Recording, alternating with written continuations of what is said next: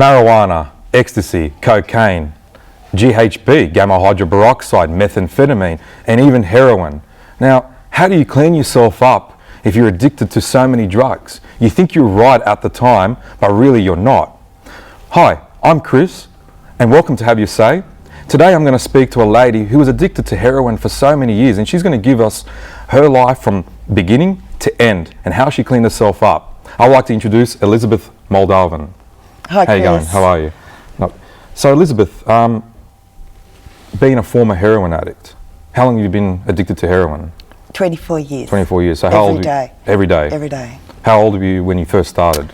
I was 20. Okay, 20 years old. Yeah. Are you from Sydney, Australia? Yes. Yeah. Why did you get addicted to heroin? What fascinated you about it? Well, I think I was using other drugs before that, but I wasn't an addict. Okay. And then I thought I wouldn't become an addict. Okay. Yeah. Did you have someone that influenced you to use heroin?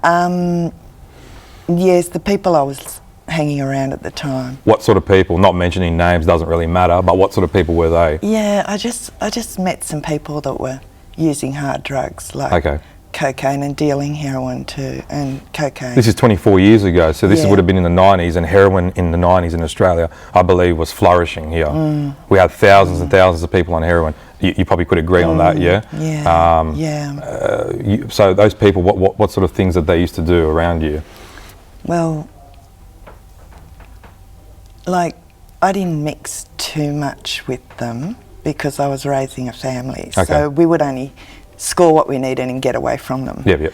But they were dealing Okay. and, yeah, importing and... So you would score and you would use, how much would you pay for like a, what is it grams or 8 balls? Yeah, grams. Grams, how much would you pay for a gram? At the time, it varied, but 250. 250, I think. and you had kids at the time? Yeah. Okay. Yeah. So you had kids at the time, and how old were your youngest child at the time?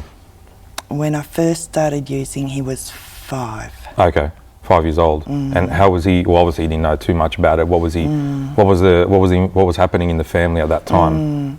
Well, I was a single mum, Okay. and I met someone, Yep. and he was a cocaine addict. Okay. And then he just started providing the heroin. Just and, started. Okay. And I thought I needed a good dad for my son, and it all went downhill from there. Okay. Yeah. Did you use all drugs? Have you tried everything? I have pretty much. Done them all? Before that, Yep. yes. Yes, except ice. Except ice. See, methamphetamine. That came after, okay, yeah. methamphetamine is more today. There's more Yes. influence on people on today. Yes, Yeah, I've used speed. Oh, you use speed. Okay. In my okay. teens. Okay. Yeah. Being in a relationship with a drug user, was it great or not at that time? Well, we just thought we were okay. Yeah. We just, like, he'd go to work, get the money, and he'd score, bring it home, we'd have our shot, Yep. and yeah. And did you feel you were right as a person? Everyone else is wrong around you? Yeah, I thought everyone was mad, not me. I thought we were doing great, but Okay. we weren't. Okay, as a heroin user, yeah, did you ever feel to commit crimes? Well, at one point, just after my second daughter was born, Yep. we were getting a bit desperate in the finance situation. Yep. And someone asked me to be a courier. Okay. Oh, a courier for drugs? Yeah, Okay. to go to Thailand, Bangkok. Okay. Right? What years were these? Okay, she was born in 89. Okay. So it would have been about 90, right? And we needed the money. Yep. And I was going to get paid whatever, 5,000 I think at the time. Okay. And That's not much. But Not to risk your life in Thailand. well, that's right. Yeah. And there's the death penalty there. I believe Well, Thailand have an back then. there's an extradition thing that happens in Thailand. So any Australian that gets caught here gets sent back here But after 20 years. Not back when, then. not when I got offered it. Okay. Right, and so my ex, the guy came round, talked to my ex about it, and I was all, like in La La Land with heroin, and I'll go, not understanding what it could all come to. I was only, 28 or 29. Yeah. And then in the end, because we were on a methadone program, Yep. my ex decided against it because it would come up on the airport thing as I walked through. Yep. That I was like registered on a program, Okay. and they would have searched me.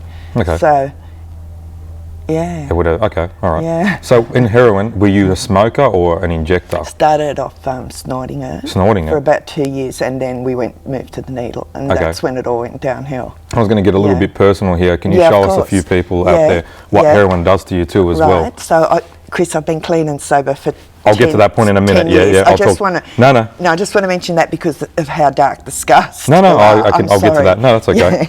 Yeah. So that's the scars, and they haven't gotten any lighter in 10 years. A lot of people think it's taboo that there actually isn't heroin addicts out there, Yeah. but there is. Yeah, there is. There Yeah, is, of and this is what course. it does too. Yeah, yeah. It's shocking. Okay. Yeah. When was the it's last time you horrible. used? It's nearly 11 years ago. 11 years? Yeah, 11 Okay. years.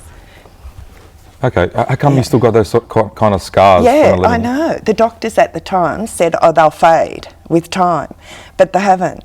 Okay. They haven't faded at all. Do you think they will stay there forever? Well, you hope not. 10 years, like you think they will now. Yep. Maybe it's because I'm older. I don't know. But Okay. yeah, that's bad, isn't it? Yeah, no, good. Did you just inject within the veins of the arms, or you had other areas too? Well, we'd get desperate because these veins would collapse, right, in the end, because we're always putting it in the same spot. So then sometimes we'd try the ankles, but we'd miss, right? And then it swells up and, I've heard the eye. Have you heard the eye stuff? I never did that. Okay. I think... I think that one will probably, that's a bit Yeah, funny, that one there, isn't it? yeah, we had people coming to the house and they hit up in their jugular, and I couldn't around this stand area. that. Okay, yeah, I've heard of that before. Yeah, they'd have the mirror there. It's disgusting. At that time in the 90s, because this is more the 90s, yeah? 80s and 90s. 80s and 90s, yeah. 80s and 90s. How many people did you see pass away around you? Well, we didn't... There were a lot of overdoses. Yeah. Personally, we heard of acquaintances Yep. and dealers and that either going to jail or overdosing or dying. Yep. But nobody close to us because we sort of hid in our house with the kids. But that was around the time when they opened up the injecting rooms. Okay. What years were these? 87 to 93? Yeah. And then the overdoses all went down. Well, the overdose, there's not really many people overdosing on heroin No. these days, not No, much. there's not. There is a few using it, but it's not injected Yeah. anymore. I think it's more smoking, is it right? Yeah, maybe. Yeah, because injecting is not in fashion anymore. Not really. If you're still injecting, I believe it's still stuck in the 80s. Yeah. Stuff like that, yeah. How does the government fix this up? How do they help this sort of area? If the government is actually the right area, you know? Yeah, well, there's a big war on drugs, but I don't believe in that. Okay. I think the police do a good enough job without a war on drugs. They don't need the war on drugs behind them, with the Okay. government doing that. But I believe the money that they spend on the war on drugs should be invested into like sober living houses and Yep. rehabilitation centres and Yeah, Narcotics okay. Anonymous. Is it and- working? Has it been working though? What? With investing money in it, in the area, or not enough? Recently, I read something about they're putting $10 million into an advertising campaign targeting our youth Okay. about ice abuse. Okay, and yeah, all right. but advertisements don't work. I was going to ask you, Elizabeth, does drug use, heroin abuse, has it affected people of all races and backgrounds? Asians, Middle Easterns, Africans, whatever, doesn't really matter? Yes, Chris. Everyone Yes, use it, yeah? Everyone, yeah. Rich, poor, doesn't matter. Educated, uneducated, any race, creed, religion. Where's heroin coming from?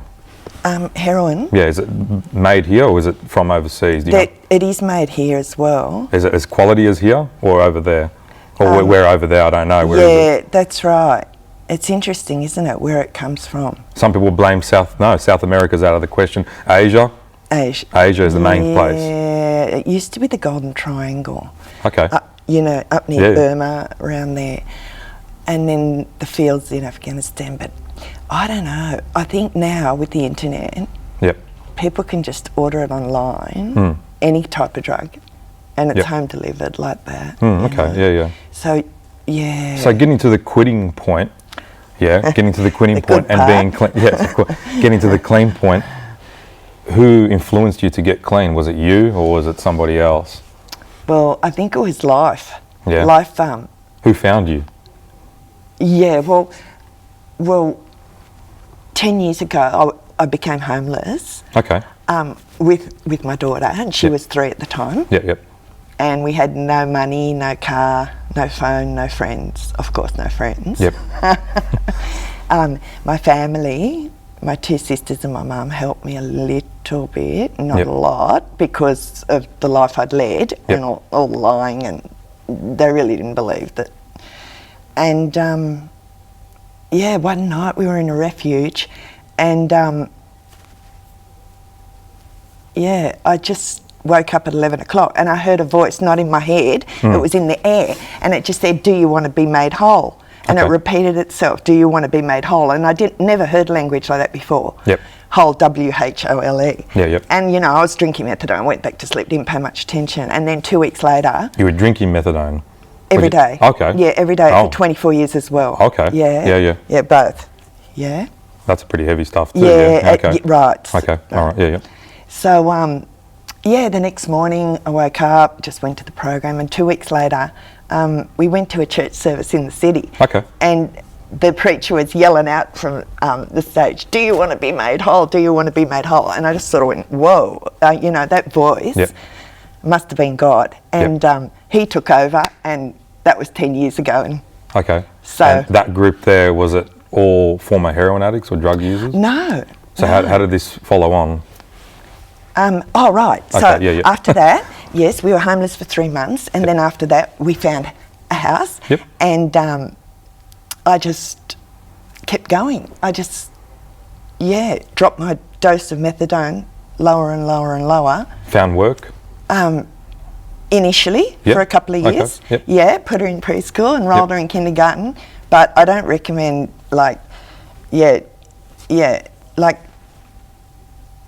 I do recommend rehabs and Okay. detox centres and meetings and Yep, yep. sponsors and all of it. Okay. Because they help, even though I didn't use any of those. Obviously, coming off heroin too as well, it must have been a hard thing. Oh, yeah. So how long It was brutal. You haven't touched a drug in 11 years, No. which is great. That's Yeah. the thing to hear that, and all the things that I've heard are all kind of Yeah. like people passing away. Well, all of above, yeah. So how did you Yeah. how did you end up getting over it completely? I want to get to that Well, point. it was 2 years of sheer, it was brutal. Yeah. It was brutal. I was walking in the streets like swearing. I was 50 kilos. My skin was bleeding. I had no teeth. I was a wreck, a total wreck. And I had no self-control. I was just losing it, and such anger, and I just, perspired and bled and crawled and cried my way through 2 years of withdrawals until I stopped. 11 years later, Yeah. what are you feeling? Well, since that, in the last 11 years, I've had twice where the thoughts come in my head. Okay. And those both times were under heavy stress, like people dying in my world, and a lot going on. And as soon as the thought came in my mind, I just flicked it out. And I just thought, no, you don't live there anymore, Liz. You don't Okay. use anymore. I was just going to ask you one thing going Sure. back from the beginning too as well. Using heroin, how does it feel? What did you feel like it? Oh, right. And I'm going to ask you also what it felt like not being on it to this day. right. Yeah. Oh, right. So the two differences, yeah. That's interesting because I asked my son, the 26-year-old, after the 2 years, after I sort of started being a little bit like civilised again. I said, "Is there a difference between the old me and me now?" And he Okay. just went So I think you're in an automatic pilot zone. You're just like you're zoned out. Yeah. You don't feel anything. You don't cry. You don't laugh. You do everything. You go shopping. You change your babies. Yeah. You take them to school, but you're zoned out. There's no emotions. Yep. Okay. And yeah, Okay. What would you like to tell younger people out there that are using not so much heroin, well, let's put heroin there, methamphetamine, for example, today? A lot of young people, thousands. yeah. What would you like to say? I'd say don't start. Just don't touch it. Run. Okay. Run as fast as you can, unless you want to die or end up, Okay. in jail. Sorry. Elizabeth, you've got a new book. Well, you've got a book. How long's this book been now? It's called The Prodigal Daughter.